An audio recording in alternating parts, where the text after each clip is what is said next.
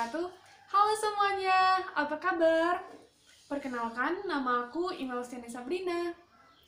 Pada kesempatan kali ini, aku mau mengajak kalian semua untuk ikut mendengar sebuah cerita rakyat dari Provinsi Jambi, tepatnya di daerah Kabupaten Batanghari. Cerita rakyat ini berjudul Putri Cermin Cina.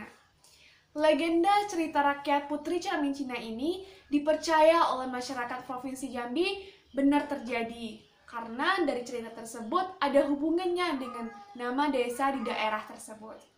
Nah, untuk lebih jelasnya, simaklah cerita berikut ini. Pada zaman dahulu kala di daerah Jambi, ada sebuah negeri yang diperintahkan oleh seorang raja bernama Sultan Mambang Matahari.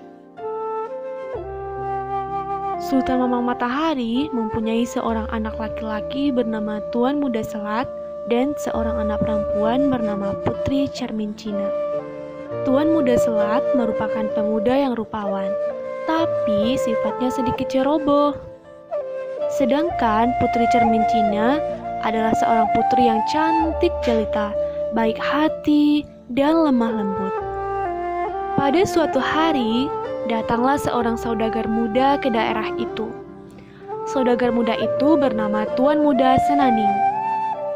Mula-mula, tujuan Tuan Muda Senaning ini hanyalah untuk berdagang. Namun, saat penjamuan makan, Tuan Muda Senaning bertemu dengan Putri Cermin Cina. Seketika itu, Tuan Muda Senaning jatuh hati kepada Putri Cermin Cina. Demikian pula, diam-diam Putri Cermin Cina juga menaruh hati pada Tuan Muda Senaning.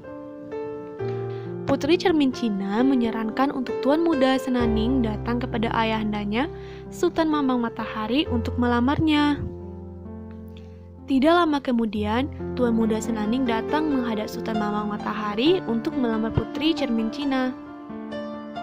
Sultan Mambang Matahari dengan senang hati menerima lamaran Tuan Muda Senaning karena Tuan Muda Senaning ini mempunyai perangai yang baik dan sopan.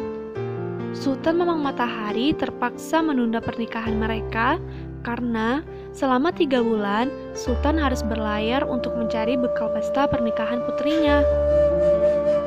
Sebelum berangkat berlayar, Sultan Mambang Matahari berpesan kepada Tuan Muda Selat untuk menjaga adiknya dengan baik. Pada suatu hari, selepas keberangkatan Sultan Mambang Matahari, Tuan Muda Senaning dan Tuan Muda Selat asyik bermain gasing di halaman istana. Mereka tertawa tergelak-gelak, makin lama makin asyik, sehingga orang-orang yang mendengar pun turut tertawa senang. Hal itu membuat Putri Cermin Cina penasaran dan ingin melihat keasyikan kakaknya dan calon suaminya. Ia melihatnya dari jendela. Kehadiran Putri Cermin Cina terlihat oleh 2 orang itu. Sambil menoleh ke arah jendela, Tuan Muda Senaning melepas tali gasingnya. Gasing Tuan Muda Senaning mengenai gasing Tuan Muda Selat.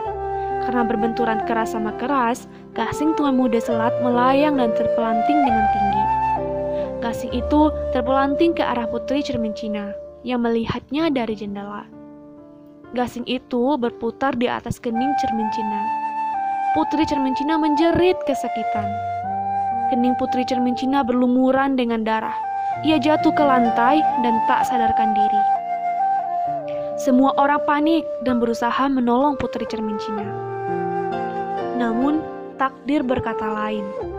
Putri yang cantik jelita itu akhirnya menghembuskan nafas yang terakhir.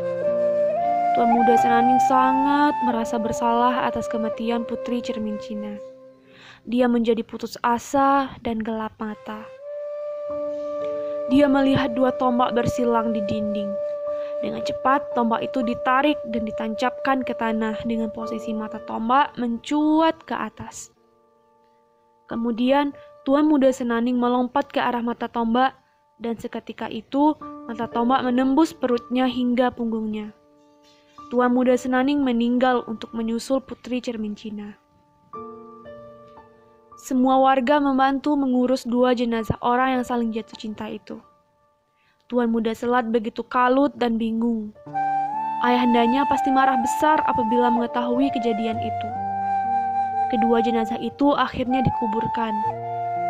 Jenazah Putri Cermin Cina dikuburkan di tepi sungai.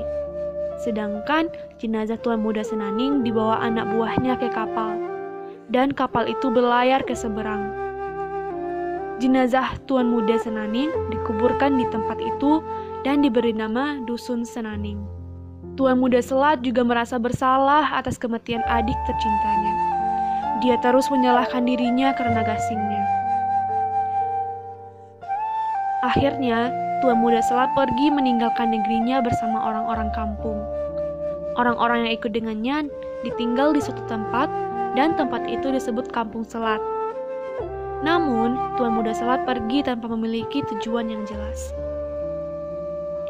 Tidak lama kemudian, Sultan Mama Matahari tiba di kampungnya. Sultan bingung karena kampungnya begitu sepi.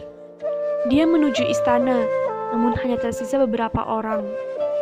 Setelah Sultan tahu tentang kejadian sebenarnya, Sultan Mama Matahari merasa sedih. Kemudian ia beserta pengikutnya pergi meninggalkan kampungnya. Mereka pergi ke dusun seberang dan mendirikan kampung di sana. Kampung itu terletak di antara kubur Tuan Muda Senaning dan kapal Tuan Muda Selat. Kampung itu diberi nama Dusun Tengah Lubuk Ruso.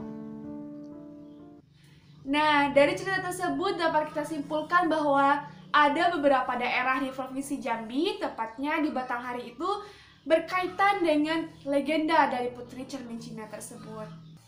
Pesan yang tersirat dalam cerita rakyat ini adalah kita harus sangat hati-hati dalam melakukan sesuatu supaya terhindar dari malapetaka. Nah, demikianlah cerita rakyat hari ini. Semoga bermanfaat untuk kita semua. Saya Imal Seni Sabrina mengucapkan wassalamualaikum warahmatullahi wabarakatuh dan sampai jumpa di lain waktu.